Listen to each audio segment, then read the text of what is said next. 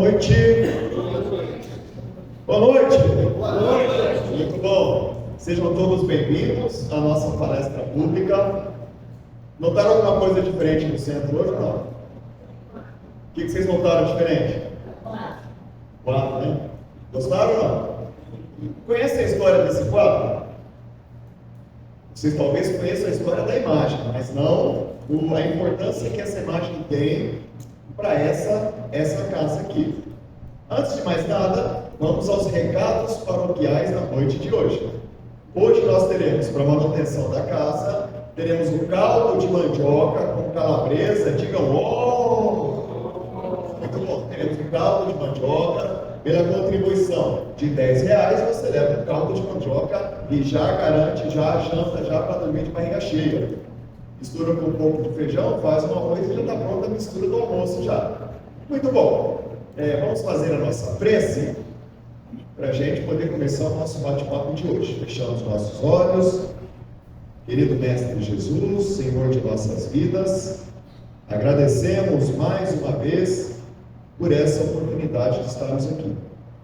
Agradecemos a espiritualidade amiga, aos irmãos trabalhadores do mundo espiritual e pedimos, Senhor Jesus, paciência, paz, luz e discernimento espiritual para o aprendizado de hoje.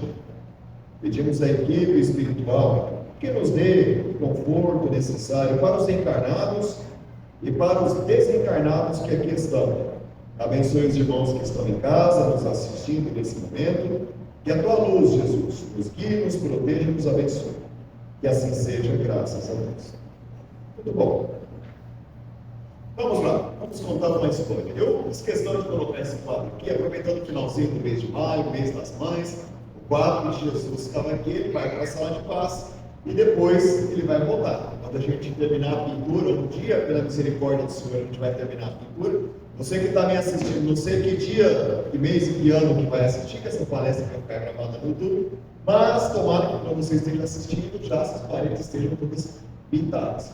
Mas vamos lá. Esta imagem, deixa eu mostrar para o pessoal de casa aqui a imagem, para quem está assistindo, para ficar na curiosidade. Vou levantar aqui, ó. Tá vendo aí? Muito bom. Peraí, quase caiu aqui. Muito bom. Deixa eu me posicionar melhor aqui. Essa imagem aqui, no ano de 1983, Emmanuel teve a ideia mirabolante de descrever como Maria se apresenta aos espíritos trabalhadores quando ela está nas esferas mais próximas da Terra em alguma missão de resgate. E aí Emmanuel teve a oportunidade, nessas vezes em que Maria desce mais próximos a nós, e ele teve a ideia de trazer como ela se apresenta. Das várias formas que a religião acabou construindo a imagem de Maria, Emmanuel trouxe uma visão espiritual de como Maria é no mundo espiritual.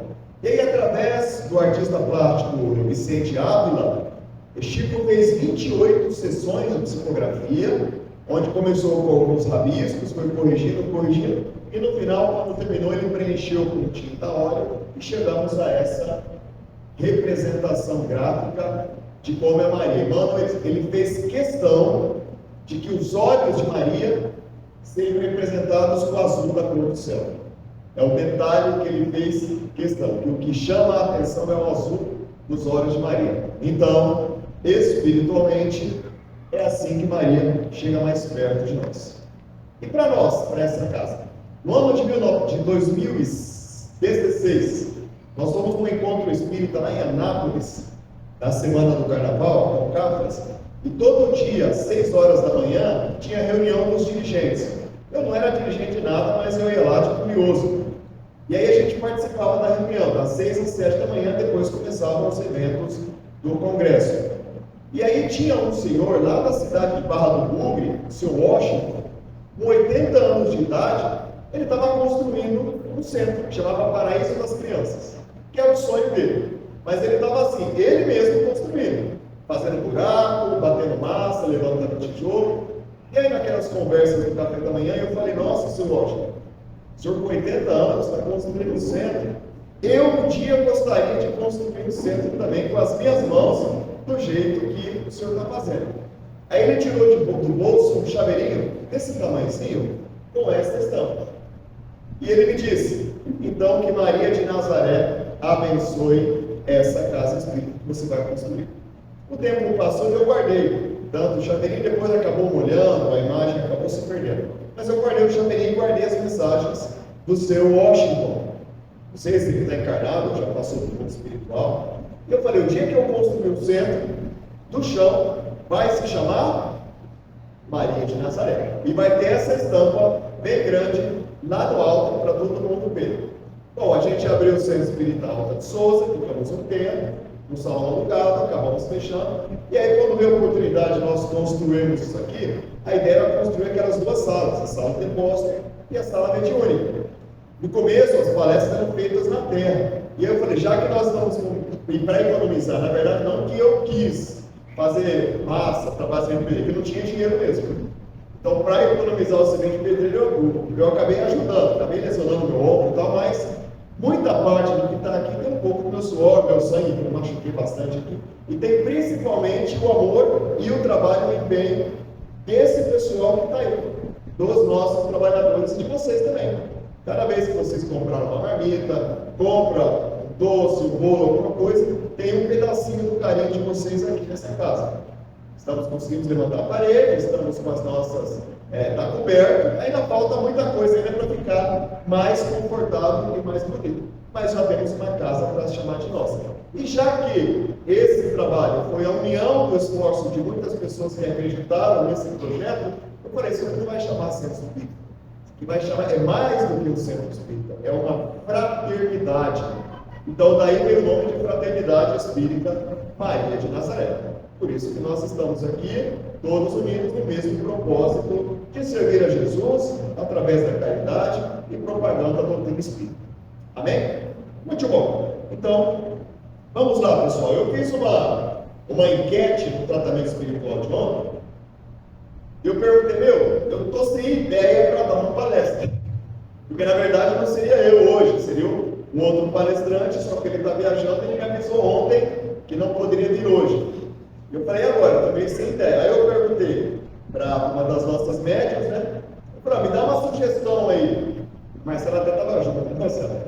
Me dá uma sugestão. Ela falou, fala sobre o aborto.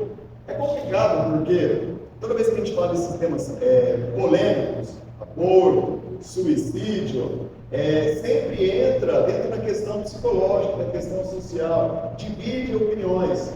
O aborto divide opiniões, porque muitas pessoas veem o lado da mãe, a doutrina espírita vê o lado do espírito reencarnante. E isso coloca a gente, muitas vezes, numa situação muito semelhante, muito próxima ao que envolve essas mulheres.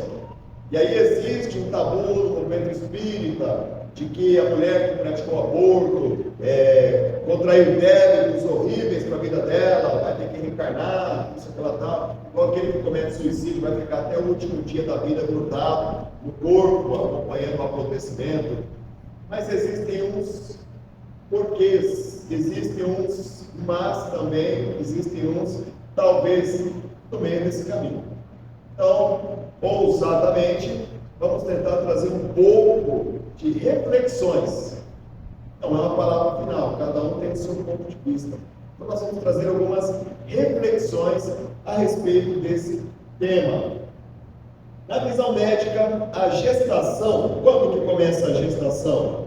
No momento da fecundação. O que é a fecundação? É quando o espermatozoide percorre o colo uterino, atravessa o útero e vai para as trompas de Falópio, e lá ele encontra com o óvulo, que todo mês ele se desprende do ovário, faz aquele caminho, encontra com o espermatozoide e lá ocorre a fecundação. Se houve estado fértil, período fértil, não houve a presença do espermatozoide, o óvulo morre e toda aquela escamação no útero, que se chama endométrio, ele sai na forma da menstruação. Isso aí vocês sofrem todo mês, né? A cada 21 dias, né? Mais ou menos. Mas vamos lá. A verdade é que já existe vida já nesse momento, em que o espermatozoide se encontra com o óvulo. São duas gametas, duas células separadas que se juntam, formam uma única célula, ali já existe vida. A partir da concepção nós já temos vida biológica, célula viva, já tem um DNA próprio. já temos desenvolvimento coordenado e já temos o quê? O espírito programado para aquilo. Se eu não me esquecer, eu já vou adiantar. Todas as vezes. Existem casos em que não. O espírito espírita explica que existem casos em que há o óvulo fecundado, mas não existe um espírito programado para aquilo. Nesse caso, uma gravidez interrompida constitui prova para a mãe. Para ela tentar várias vezes engravidar, não consegue. Isso é uma prova que faz parte do aprendizado e do processo expiatório. Mas a espiritualidade já sabe que o corpo dela já foi programado para não viabilizar naquele período uma gravidez até o fim. Então, em alguns casos, pode ser que exista um feto sem um espírito programado. Mas é muito raro. A maioria das vezes, o espírito já faz a programação, ele já é colocado no convívio da mãe, mesmo antes do ato sexual, o espírito já passa a conviver com aquela família para harmonizar, e no momento em que ocorre o ato sexual e a concepção, o espírito já está ligado ali naquele corpo. Todas as vezes em que existe um caminho aberto, não foi adotado nenhum procedimento contraceptivo prévio, não foi colocado uma barreira, não teve um remédio, um anticoncepcional, não teve preservativo, nada. O caminho está livre a partir do momento que o espermatozoide foi depositado no colo uterino e está num caminho livre, o espírito já está programado. Ligado, né? Então, opa, peraí. Então, pera um pouquinho, Fábio. Você está me falando que se não houve, antes do ato sexual, nenhuma providência para impedir a fecundação, aconteceu a fecundação, e o caminho está livre para o óvulo encontrar com o espermatozoide encontrar com o óvulo. Já tem o espírito ali esperando? Já. E se nesse meio caminho a mulher fizer alguma coisa que vai impedir? O que acontece? Do que eu estou falando? Daquele medicamentozinho de emergência que as mulheres tomam. Porque o que acontece? Ele vai pelo processo químico. Ela toma a pílula no dia seguinte, depois que o espermatozoide foi depositado no colo uterino, na cavidade vaginal. Esse comprimido vai cair no estômago, vai descer para o intestino, pelas osmose vai ser metabolizado e vai cair na corrente sanguínea. Pela corrente sanguínea ele vai ser levado até onde? Até os vasinhos que irrigam as trompas e que irrigam o útero. Enquanto tudo isso que acontece, o espermatozoide está lá parado, esperando a boa vontade, ver se vai, se não vai, está fazendo o caminho dele. Quando o processo químico atinge o óvulo para matar o óvulo, que é pílula no dia seguinte, é uma bomba de anticoncepcional. Quando atinge o óvulo para matar o óvulo, o que chegou primeiro? O espermatozoide. Então já temos uma concepção. E já temos uma bomba. Complicado, né? Antes vocês não sabiam, agora você sabe. Riscos físicos do aborto, principalmente quando feito de forma clandestina. Hemorragias, infecções, esterilidade e risco de morte. Situações excepcionais, que inclusive a doutrina espírita também aceita. Qual o momento? Estou até antecipando para não correr risco de perder nenhum assunto importante. Qual o único motivo que justifica o aborto que a doutrina espírita diz que não, nesses casos pode? Quando a vida da mãe corre risco. Não é vida social, é vida física mesmo.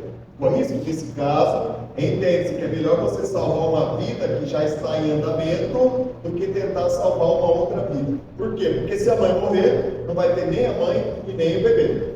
Então, é melhor que você tenha que salvar pelo menos a vida da mãe. É o único caso. Na visão social, realidade de muitas mulheres. Eu vi esse texto aqui, mas eu parei para pensar, aonde que existe a maior quantidade de criança? É nas casas ricas ou nas casas pobres? O pobre tem uma grande facilidade de procriar, né? Parece porquinho da Índia. A gente faz a campanha, a gente bate nos bairros mais unidos, sai lá 5 crianças e 6 cachorros. Sai aquele monte de gente. Então, as dificuldades é interessante, por quê? Porque muitas vezes procura-se o aborto por falta daquela força moral para lutar contra as dificuldades da vida. Por quê? Uma mulher que engravida com 15 anos é difícil, não é? Tem que criar ela e criar o filho. Mas, se ela já veio preparada desde criança, tem que vencer as adversidades da vida, vencer mais uma para ela vai ser tranquilo. Então, quando você vê nas casas onde existem mais recursos físicos, onde as crianças vão crescendo sem ter que ter aquela guerra todos os dias para poder sobreviver, quando vem uma situação conflitante, uma gravidez indesejada, a tendência é fugir. Então a gente encontra mais casos de aborto, não aqui onde tem pobreza, mas onde existem as famílias mais afastadas. Porque as crianças, porque os adolescentes já não são habituados a ter que resistir, lutar e vencer as adversidades da vida. Complicado, né? E mesmo porque o pobre não tem dinheiro para comprar, né? Para abortar. Vai na raça. Antigamente tomava-se coxinha, né? Já um chá de coxinha, mas aquele é um veneno. Passa mal e acaba dando certo. O aborto vem como um grito de desespero no mundo desigual e é importante que socialmente exista uma escuta ativa, uma empatia. Uma vez nós fizemos um trabalho na polícia, junto com o CRES aqui de Ibadir, e nós puxamos uma estatística triste. A grande maioria das tentativas de suicídio de adolescentes de 12 a 16 anos está relacionada com conflitos com a sexualidade. E nesse momento é normal o jovem ter um conflito com a sexualidade, porque os hormônios deles estão em desequilíbrio. A testosterona e a progesterona não estão acertados. Então o jovem oscila. Nesse período, na fase de transição de criança para adulto, é normal oscilar. E nesse mundo, nessa sociedade que muitas vezes se estimula, o que acontece? O jovem começa a questionar: será que eu sou? Será que eu não sou? E ele vai testar a família. Mãe, a prima de uma amiga minha contou para a mãe que gosta de menina. O que você acha? O que a mãe fala? Eu prefiro uma filha morta do que uma filha viva. Como já ouvimos muitas vezes. Um filho do filho morto do que um filho vivo. Aí o que o adolescente faz? É o primeiro passo social.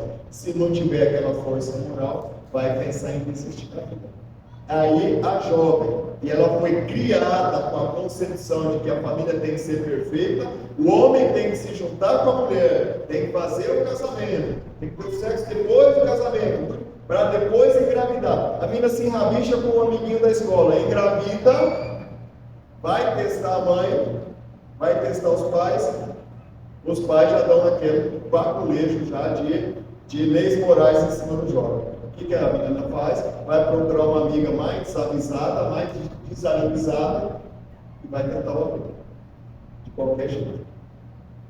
Então, muitos problemas psicológicos, muitos bloqueios que envolvem os nossos adolescentes poderiam ser melhor trabalhados, melhor vivenciados, se a gente tivesse um pouco de mais empatia e menos julgamento, menos crítica. Todos nós já passamos por esses problemas durante a adolescência, de uma forma ou de outra, tem que se virar. E para nós foi difícil. Ter que vencer os conflitos da adolescência, para a gente foi difícil. Mas na nossa época, nós tínhamos menos estímulos que levavam à ansiedade. A gente não tinha esse negócio aqui, que estabelecia um padrão bonito de vida que todo mundo tem que seguir. Que é um espelho do que é errado, que é um espelho que deveria ser perfeito. Se a minha vida não se assemelha àquilo que eu vejo aqui, que eu vejo nas redes sociais, está errado. Quem está errado? Sou eu. Então, na nossa época, acho que poucos aqui são da minha idade, né? A maioria de vocês são bem mais novos que eu. Mas na minha época, na nossa, né, João? Eu mais novo que eu. Você também é mais novo que eu. Quem aqui, seu cargo, né? Está perto. Na nossa época, né, Ferreira? Na nossa época era mais difícil, mas a gente não tinha essas fugas que os jovens têm hoje. Então hoje os jovens precisam de muito mais empatia, compreensão e ouvir, não digo passar a mão. Você não vai passar a mão num jovem desavisado. Passa a mão na cabeça e tolerar todos os deslizes dele. Temos que orientar, mas com mais empatia e com menos julgamento. E na área psicológica, consequências emocionais do aborto voluntário, culpa, depressão pessoal. A mulher, quando ela nasceu, quando ela foi criada, quando o cérebro dela, essa nervosa foi formatado, foi colocada uma programação pelo Criador para que ela se preparasse para ser mãe. Beleza? Então, aquelas mulheres vai chegando aos 35, 40 anos, não conseguir ser mãe, vai bater meio de desespero, né? O tempo está passando e não arruma um que presta para ajudar a ter filho. Aí, quando ela faz alguma coisa, ou por vontade própria, ou induzida de alguma forma, que interrompe, que vai contra essa programação, tem esse complexo de culpa, depressão, trauma, transtorno de ansiedade. Vai ficar aquele pontinho negativo para sempre. Síndrome do pós-aborto. Estudos demonstram o impacto na saúde mental, especialmente quando o aborto não é tratado compreensível. Se for o caso, a nossa lei, existem muitas coisas ainda que retratam a inferioridade moral que o ser humano traz. Por exemplo, no Código Penal Militar existe a pena de morte no Brasil. No Brasil não tem pena de morte. Tem pena de morte. Em casos de guerra declarada, assinada pelo Conselho de Justiça e pelo Presidente da República, é possível ter pena de morte nos casos de crime de guerra do Brasil. Existe na lei a possibilidade de pena de morte. E na nossa lei prevê ainda a possibilidade do aborto no caso de estupro. Erro para justificar e para corrigir um outro erro, que agrava ainda mais as consequências espirituais. Por isso que é importante, nós temos um acompanhamento psicológico. E na questão espiritual, falando na questão médica, em 2013, eu tive a oportunidade de conhecer uma pessoa fantástica. Um dos espíritos mais top que eu já vi. Conheci assim, eu estava aqui, ele estava lá, só vi a cabecinha branca dele ali, mas eu vi. Que é o Papa Francisco. Eu vi o Papa antes dele morrer, agora. E na Jornada Mundial da Juventude do Rio de Janeiro, tem uma ONG, não sei se é o pessoal do ProVida, tem uma ONG lá, que eles estavam distribuindo um bonequinho. Foi logo na época em que o Conselho Federal de Medicina deu o seu parecer dizendo que o feto até 12 semanas, 4 meses, não sente dor. E aí, depois disso, o Supremo Tribunal Federal, não, aí sim, o pessoal começou a praticar o aborto até 12 semanas. E agora o Supremo Tribunal Federal liberou o aborto no caso de feto anencefalo. E aí essa ONG, olha que legal, eles produziram um bonequinho de borracha que tinha toda uma cartinha, tal, negócio, e eu entrei no meio lá, que eu estava bem a pouco, aí a gente pegava os balais e saía distribuindo. Distribuímos 2 milhões desse bonequinho. E eu guardei um para mim. E eu trouxe até hoje. Então, para vocês verem, eu vou até passar para vocês. Passa para o lado e olha, esse bonequinho é uma representação real do feto de 12 semanas. E você vai ver que já é um ser humano. Não é uma bolinha de carne. Já é um ser humano, já. Espiritualmente falando, o aborto interrompe o projeto reencarnatório de um espírito.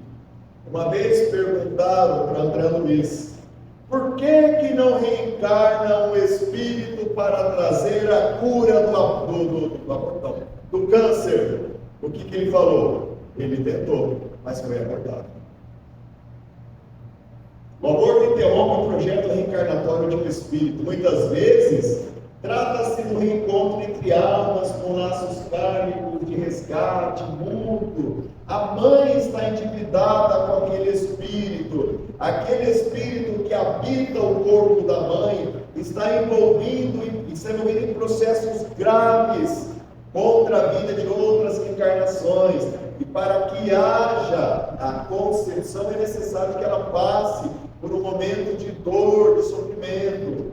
Muitas vezes esse momento vem através do estupro. Pessoal, se Deus é soberanamente justo e bom, nenhuma violência, nenhuma agressão que um ser humano venha a sofrer não é à toa. Se você vê um malfeitor invadindo uma casa, violentando e matando uma menininha doce de 5 anos de idade, ali naquele corpinho existe um espírito que praticou a mesma coisa, às vezes várias vezes em outras encarnações. Então nós vamos, ai que fofinho, uma coisa que a gente tem que fazer, nós não podemos ficar compartilhando ódio. Pegaram o malfeitor e lincharam, e aí todo mundo compartilha o cara sendo linchado porque estuprou a menininha. Ele tem que ser levado à justiça e tem que responder pelos seus erros, ficar preso por resto da vida. Mas nós não podemos nos colocar na posição de Deus, de querer nós aplicarmos a justiça de Deus. Aí a gente já começa a pensar diferente, não dá para a gente brincar de ser espírita. Dá para a gente brincar de fingir que acredita nas leis espirituais. Porque quando as consequências da ação e reação caírem na nossa cabeça, aí a gente vai ver, eu acredito mesmo ou eu estou fingindo que eu acredito? Eu acredito em reencarnação quando é com os outros, mas quando cai na minha cabeça, quando eu sou vítima dos meus próprios atos, na lei do retorno de Deus. Jesus disse, reconciliante com Deus, não sai. Quando dá tempo. Antes de reencarnarmos, escolhemos provas e aprendizados, questão 851 dos Espíritos. Será que é 851? Não lembro. Mas está lá. 851, não sei. Mas está lá.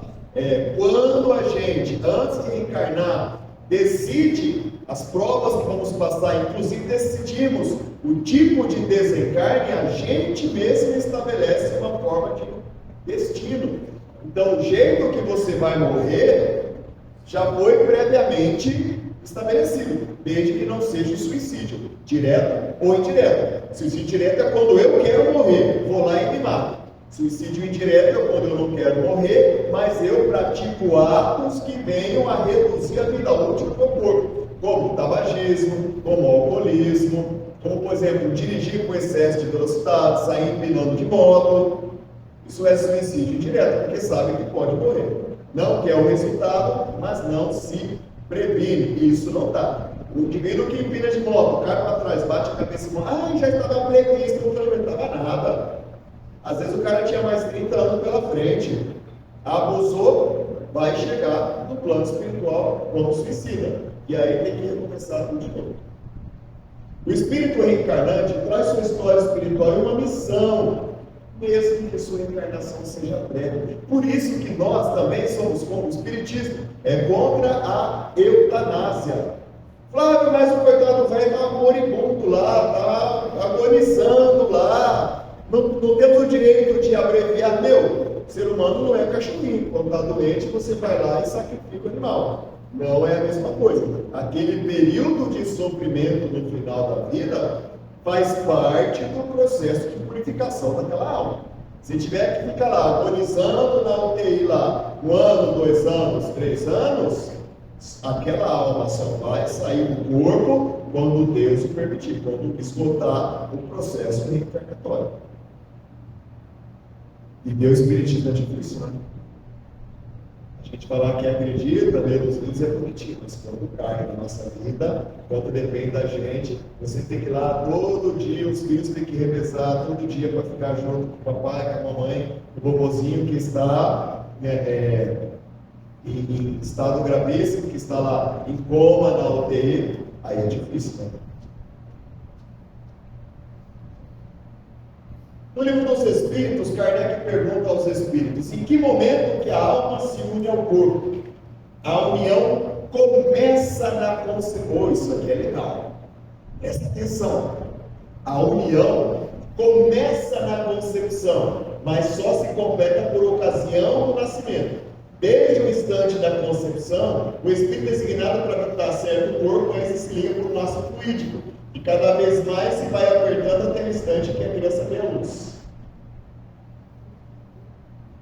Se o feto morrer antes do nascimento, o espírito volta ao plano espiritual como um adulto ou como um bebê? Ele volta como um adulto. Então, se ele volta como adulto, significa que ele está ligado àquele feto na condição de adulto. Significa que quando você conversa com o bebê na tua barriga, o Espírito está te ouvindo na condição de adulto. Ele está, por isso que existem muitos traumas que acompanham a criança, de violências verbais que ele ouve, de brigas entre os pais, que isso afeta a criança para o resto da vida. Porque o espírito que está naquele corpinho é o espírito de um adulto. Ele vai entrando num processo de infantilização, à proporção que o bebê nasce e o feto vai crescendo, o bebê vai crescendo. Quanto mais aquele corpinho, o cérebro, vai exigindo a intervenção do espírito, mais ele vai se conectando, mais vai se fortalecendo os laços que ligam aquele espírito ao corpo. André Luiz diz que a concepção, a reencarnação, o processo se completa mais ou menos por volta dos 7 anos. A Nete Guimarães tem uma palestra que ela fala que o espírito ele vai assumindo a condição de criança por volta dos 4 anos de idade, que é quando o cérebro infantil já está mais desenvolvido e exige uma interação maior. Quando é bebê de colo, aquele espírito que habita aquele corpo está na forma de adulto. Por isso que o bebê dorme a maior parte do tempo, porque o espírito está emancipado, está desdobrado na maior parte do tempo. Então isso traz uma reflexão importante de como a gente vai interagir com o bebê que ainda está na barriga da mãe. Que consequência tem para o espírito o aborto? É uma existência nulificada que ele terá que recomeçar. Alguém já perdeu um ônibus aqui? E teve que esperar? Já perdeu o ônibus, perdeu o avião, teve que esperar de um dia para o outro no meu saco e ficar esperando? E isso porque a culpa não foi sua. Se a culpa foi sua, aí você fica mais aborrecido ainda, né? Fica se culpando, se martirizando.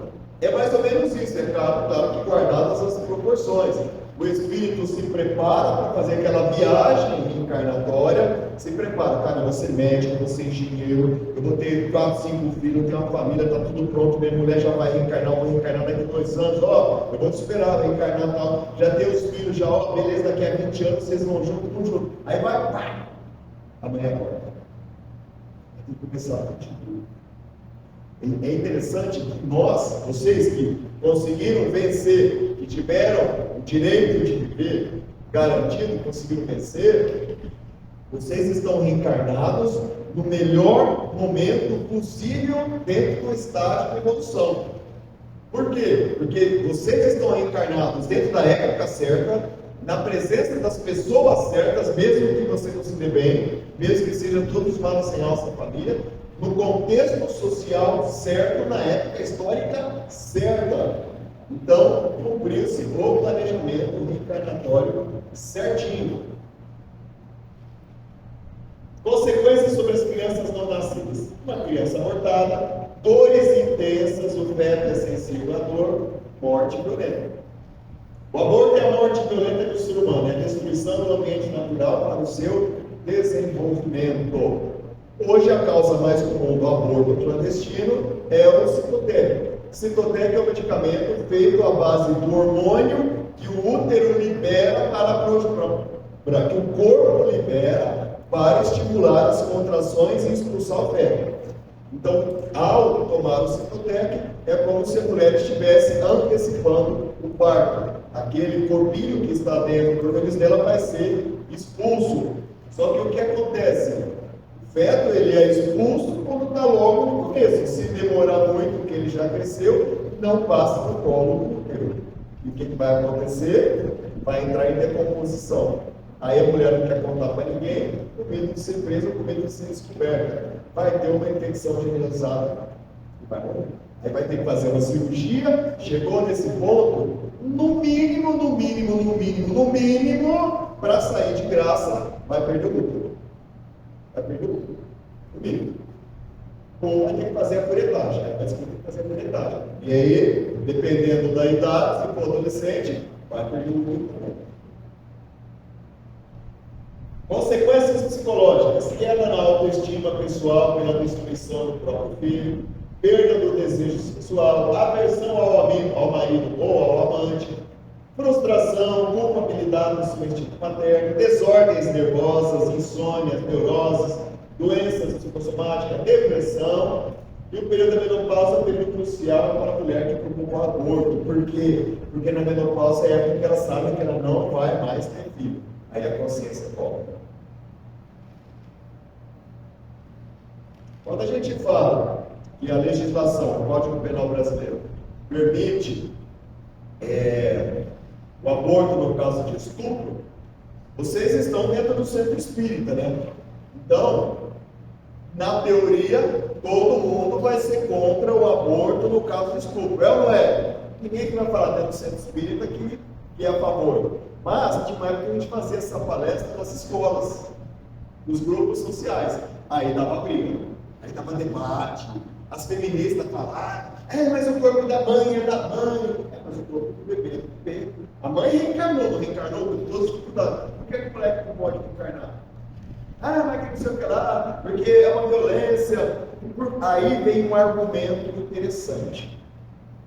As pessoas que defendem o aborto, no caso de estupro, elas dizem que se a mãe levar adiante a gravidez, toda vez que ela olhar para aquele bebê, ela vai se lembrar do crime. Esse é o argumento. É assim que acontece? Não. Existem estudos de mestrado, doutorado na área médica, principalmente da psicologia, que justificam exatamente o contrário. Que o amor pela mãe que nasceu decorrência de uma violência, ele é imensamente muito maior, é um apego muito maior do que um bebê que nasceu pelas vias normais. É como se o psicológico da mãe tentasse se autocurar, desenvolvendo um amor exacerbado por aquela criança. É um chamego, e eu conheço várias mulheres que foram vítimas de aborto, de estupro, e decidiram dizer sim para a vida, e hoje ela já mexe com a cria dela, você vê? Mexe. Muito interessante isso aí. E aí eu pergunto, pessoal, vamos lá, vocês que estão defendendo, já foi estuprado, já engravidou? Como é que você sabe, então, que vai ser assim? A gente não pode ficar tecendo considerações por situações que a gente não vivenciou. Quem de nós aqui foi? Eu fui estuprado e engravidou do estupro. Então, como é que a gente vai fazer uma consideração em relação àquilo que a gente não vivenciou? No livro Memórias de um Suicida, tem um dos companheiros de Camilo Castelo Branco que também cometeu suicídio, e depois do período de tratamento da coluna espirituosa, tiveram a oportunidade de visitar a família. E aí, um dos amigos do Camilo foi visitar a família e viu as consequências do suicídio dele. O filho mais velho está preso porque perdeu o amparo do pai, se lançou no crime, foi preso. O outro filho está na cachaça, jogado no mundo. E a filhinha menor, que era o chamego dele, que era o xodó dele, onde que ela estava? No prostíbulo sendo abusada sexualmente. Aí ele entrou em desespero, né? E ele viu que o fato dele ter saído, se retirado da presença dos filhos pelo suicídio, levou toda a família em desequilíbrio. E aí, o Camilo Castelo Branco pergunta por gente, cara, mas será que até onde vai o livre-arbítrio de uma pessoa vai destruir a vida de outra pessoa? Aí ele lembra uma frase que Jesus disse: o escândalo há de vir, mas ai daquele por quem o escândalo vier. Eles fizeram uma projeção espiritual reencarnatória daquela menina que estava sendo abusada. E viram que numa encarnação anterior, ela era um mercador de mulheres e praticava abusos sexuais com meninas adolescentes. Então, naquele corpo frágil adolescente, estava o espírito de um homem que praticava o mesmo crime e hoje estava pagando pelos seus débitos. Porém, como ela foi levada a essa decadência moral pelo suicídio do pai, ele vai carregar nas costas as consequências da vida da vida. Passado, né? Complicado, vai ser. Passado. Mas vamos lá. Complicações físicas. hemorragia uterina, perfuração da matriz, laceração cervical, acidente anestésicos, defeito da coagulação. Não sei nada do que significa isso aqui, mas está escrito aí, não sei o que é isso aqui. Gabi, o que é isso aqui?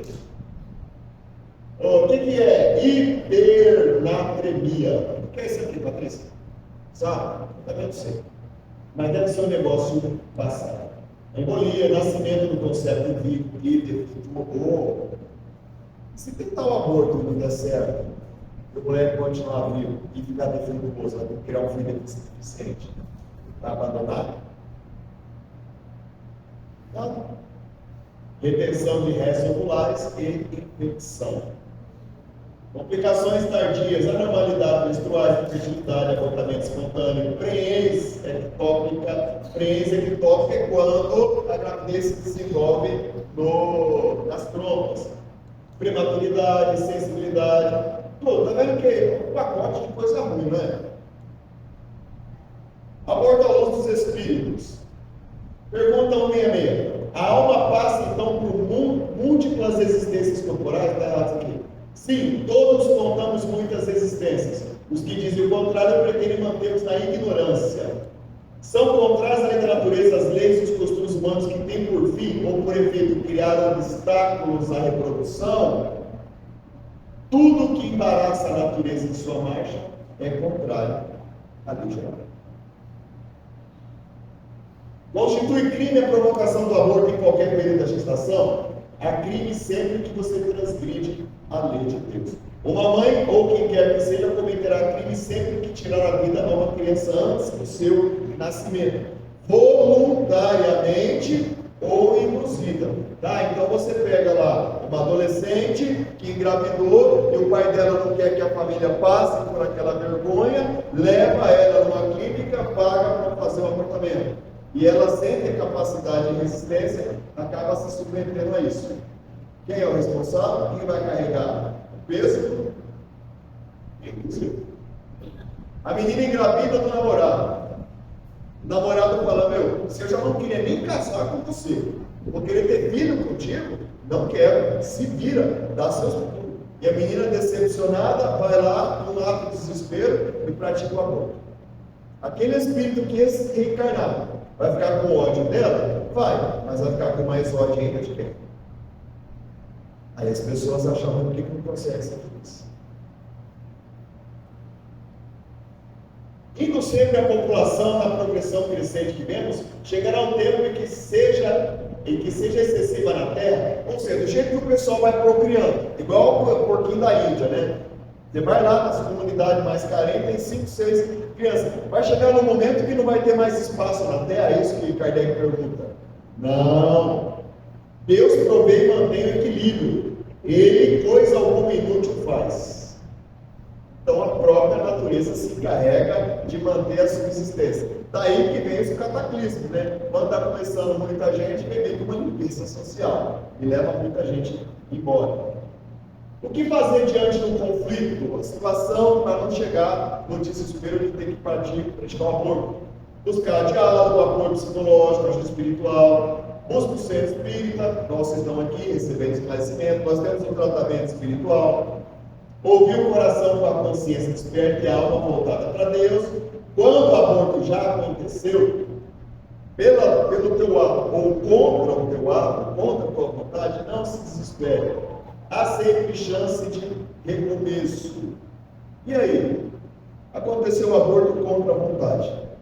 Isso é tema para uma outra palestra, porque gravidez interrompidas antes do tempo dá espaço para a gente debater muito. Mas de antemão, para vocês não irem embora com essa pergunta, a própria interrupção da gravidez antes do tempo já constitui uma programação de Deus, desde que não tenha sido induzida por um ato da mãe, pelo pai. Existem casos do espírito que ele desiste da reencarnação, quando ele tem conhecimento das provas que ele vai passar, ele foge. Não tem moleque que foge da escola? Não tem gente que foge da cadeia? Se tem, então também tem espíritos que acabam induzindo a própria morte do corpo, mesmo com todo o amparo, com todo o apoio, aí a responsabilidade é dele. Existem casos em que só precisava daquele período espíritos que passaram por grandes períodos de sofrimento, de arrependimento, eles passam por breves tentativas de reencarnação até conseguirem uma forma física que suporte o espírito deles. Provas para a mãe que foi aborteira, que foi muito cruel em uma reencarnação, ela engravida, tem muita vontade de engravidar e não consegue, é uma própria prova para ela, ou seja, tem uma infinidade de situações. Uma outra hora a gente conversa melhor sobre isso. Agora nós vamos fazer um teste de gravidez. Vamos fazer um teste de gravidez? Vamos. Eu vou botar aqui algumas situações, eu quero que vocês reflitam se compensaria fazer o aborto nesses casos ou não, se compensaria deixar viver ou não, socialmente falando. O pai é asmático, a mãe tem tuberculose, eles têm 4 filhos. O primeiro filho é cego, o segundo é surdo, o terceiro morreu e o quarto tem tuberculose. E a mãe está grávida de novo. E aí?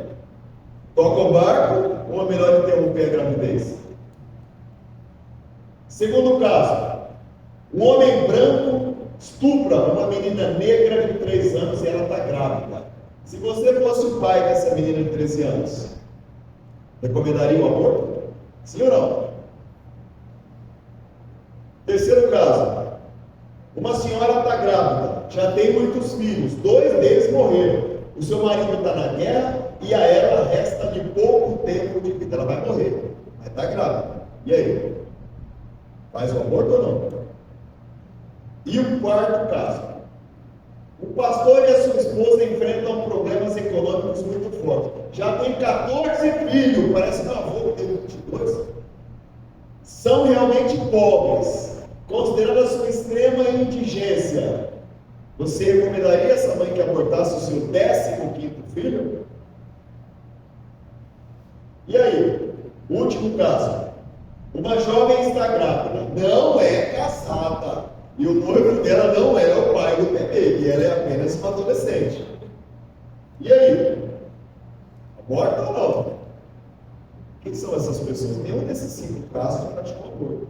Mas, se você pensou na tua cabecinha, ficou com vergonha de falar que sim, se você respondeu que sim, em alguma dessas situações, você matou essas pessoas. O pai é asmático e a mãe tuberculosa. Tem 4 filhos, o primeiro é cego, o segundo surdo, o terceiro morreu e o quarto tinha tuberculose. E a mãe está grávida de novo. Se você tivesse abortado, você teria matado. Ai, bom. Beethoven. Diga, oh! Um homem branco viola uma menina negra de 13 anos e ela ficou grávida. E aí, aborta ou não? Se vocês tivessem dito sim para o aborto, você teria assassinado Ethel Walters. Ainda sou ela, eu sou Carlos. É uma das maiores cantoras negras de toda a história da música. Você conhece ela? Não. É da minha época. Terceiro caso. Uma senhora está grávida, já tem muitos filhos, 2 morreram, seu marido está na guerra e a ela resta-lhe pouco tempo de vida. Compensa abortar? Se teria tocado assassinar um ser muito humano e um pastor de almas, teria matado quem? João Paulo II. Carol Wojtyla. O pastor e sua esposa enfrentam os problemas econômicos muito fortes. Já tem 14 filhos, são realmente pobres. Você teria aniquilado um dos grandes pregadores do século passado. Teria matado John Wesley. E, caso mais grave, desconfia quem que é? Desconfia quem que é? Uma jovem está grávida, não está casada e o seu noivo não é o pai do bebê que está esperando. Se tivesse abortado, quem que é essa jovem? Desconfia? Quem é essa jovem? Maria de Nazaré. Se tivesse acordado, teria matado Jesus Cristo. Pessoal, todas as dificuldades que nós vivenciamos têm um propósito nessa vida. Todas as provas têm um propósito. Não existe prova ou sofrimento maior do que a nossa necessidade de aprendizado ou a nossa capacidade de resistir.